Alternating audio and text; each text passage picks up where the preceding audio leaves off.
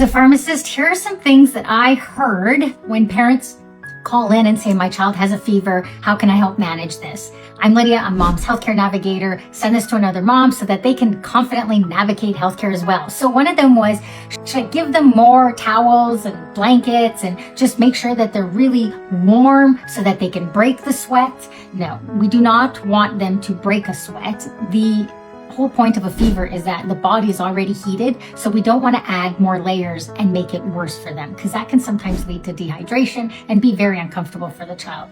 The second thing is, can I put them in an ice bath? Should I use ice packs? Do I make them go into an ice bath? No, it's lukewarm water bath. You don't want them to come out shivering and being cold, but you do want to try and bring down the temperature, so a lukewarm bath is a good idea. The third was forcing them to eat. My child isn't eating. Should I be forcing them to eat? Should I make sure?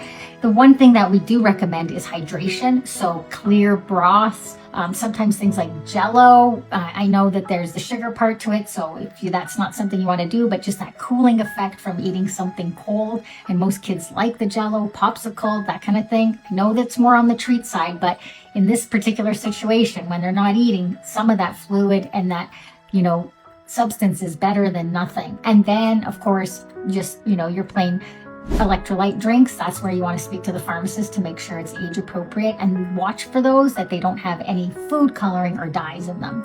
And then the other one is sometimes that I get asked is, I will have parents call in and say, how much Tylenol do I give? Do I give Tylenol and Advil? Do I not give anything at all? We want to keep our children comfortable with a fever.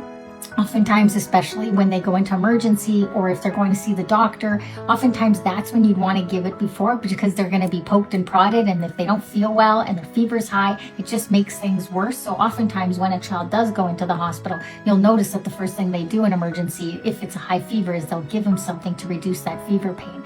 So knowing the doses for your Tylenol and for your Advil is a good idea. It's usually based on weight, and you want to check with the pharmacist for those as well. That's what you want to do when you have the fever situations, and track it.